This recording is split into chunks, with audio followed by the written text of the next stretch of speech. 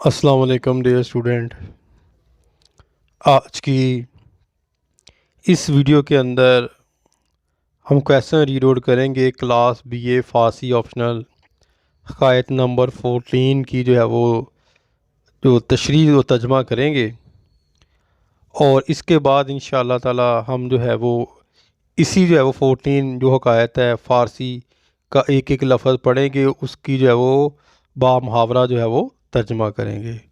تو پہلے ہم تشریح جان لیں تاکہ ایک تھیم ہمارے دماغ کے اندر بیٹھ جائے حکایت نمبر 14 کی۔ پرانے وقتوں کے بادشاہوں میں سے ایک بادشاہ سلطنت کے انتظام و انصرام میں غفلت اور سستی کرتا اور اپنے لشکر کے سپاہیوں کو تنگی سے رکھتا تھا۔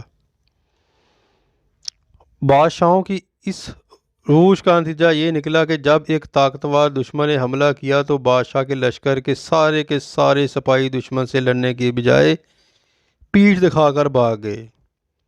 اس کی وجہ ظاہر تھی کہ جب بادشاہ اپنے سپاہیوں کو خزانے سے روپیہ پیسہ دیتے ہوئے ہچکچائے گا تو سپاہی بھی اس کی خاطر تلوار ہاتھ میں لینے اور لڑنے کے سے ہچکچائیں گے۔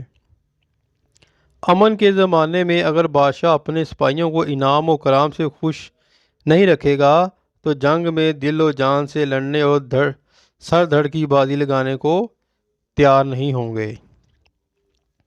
غداری کر کے میدان جنگ سے بھاگ جانے والوں میں سے ایک سپاہی کی میرے ساتھ دوستی تھی۔ میں نے اسے ملامت کی اور کہا کہ وہ شخص نہایت کمینہ، نا شکر گزار اور ذلیل و نمک حرام ہے، جو حالات کے تھوڑا سا بدل جانے پر اور ذرا سا برا وقت آنے پر اپنے پرانے آقا کا ساتھ چھوڑ جائے اور برسوں کی نعمتوں کا جو حق اس پر ہے اسے یکسر بھول جائے۔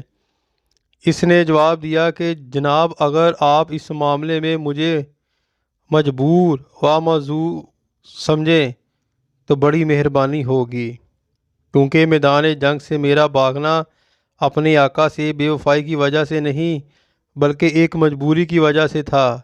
بات یہ ہے کہ میرے گھوڑے کے لیے جو نہیں تھے اور گھوڑے کی ذہن کا جو نمنت گروی پڑا تھا، یعنی کہ گھوڑے کے جو اوزار ہیں اس کے بارے میں وہ بتا رہا ہے سپاہی۔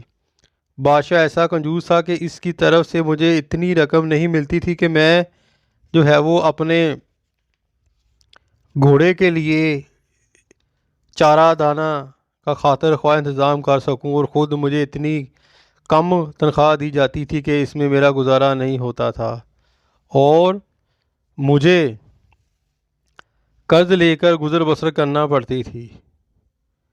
ذہن کا نمائندہ بھی اسی لیے گروی رکھا گیا تھا کہ نوبت چیزوں کے جو گروی رکھ کر قرض لینے تک آ گئی تھی۔ اب آپ خود خیال فرمائیں کہ جب سپاہی کے گھوڑے کو چارہ نہ ملتا ہو اور سپاہی نے اپنے وہ گزر بسر کے لیے جو ذہن کے نمائندے تک کو گروی رکھا ہوا ہو، وہ میدان میں کیا خاک لڑے گا؟ بھلا جو بادشاہ سپاہی کو روپیہ پیسہ دینے میں کنجوسی سے کام لیتا ہو، اس کے لیے سپاہی میدان جنگ میں بہادری سے کیسے لڑ سکتا ہے اور اس کی خاطر سر دھڑ کی بازی کیسے لگا سکتا ہے؟ بادشاہ سپاہی کو روپیہ پیسہ دینے کے معاملے میں فراخ دلی دکھائے گا تو سپاہی بھی اس کی خاطر جان ہتھیلی پر رکھ کر لڑے گا، اور جواں مروی دکھاتے ہوئے بادشاہ کی خاطر اپنا سر کٹوانے سے بھی دریغ نہیں کرے گا۔ اور اگر بادشاہ سپاہی کو روپیہ پیسہ نہیں دے گا تو سپاہی اسے چھوڑ کر کہیں اور چلا جائے گا۔ بادشاہ کے لیے تو وقت آنے پر وہی فوج دلیری اور جان نثاری سے لڑتی ہے جیسے خوش اور خوشحال رکھنے کی بادشاہ نے ہر طرح سے کوشش کی ہو۔ جب سپاہی کا پیٹ بھرا ہوا ہوگا تو وہ دشمن کا مقابلہ ڈٹ کر کرے گا، حملہ کرنے میں تیزی دکھائے گا اور اپنی جان تک کی پرواہ نہیں کرے گا۔ لیکن اگر سپاہی کا پیٹ خالی ہے تو وہ حملہ کرنے میں تیزی دکھانے کی بجائے میدان جنگ سے بھاگنے میں تیزی دکھائے گا۔ ٹھیک ہے جی، یہ تو تھی بیٹا جو ایک بادشاہ کے بارے میں جو بڑا کنجوس تھا، یعنی کہ اپنے سپاہیوں کو پیسے نہیں دیتا تھا۔ جب جنگ ہوئی تو وہ بھاگ گئے، پھر اس نے بتایا کہ میں نے اپنے گھوڑے کے کچھ ہزار جو ہے وہ رکھے، اس کے عوض پھر میں نے قرضہ لیا، اور اس طرح پھر وہ بادشاہ کو سمجھا رہا ہے سارا کچھ۔ جو جس کا بالباب یہی بنتا ہے کہ بادشاہ کو اپنی رعایا کو خوش رکھنا چاہیے، خاص طور پر اپنی فوج کو، سپاہیوں کو۔ تو یہ تو تھا بیٹا تشریحی ترجمہ قید نمبر 14 کا، اور اب ہم انشاءاللہ ریڈ آؤٹ کریں گے اس کی جو ہے وہ اپنا حقائق کو فارسی اور اردو میں۔ اس وقت تک اپنی دعا میں یاد رکھیے گا۔ فی امان اللہ۔ السلام علیکم۔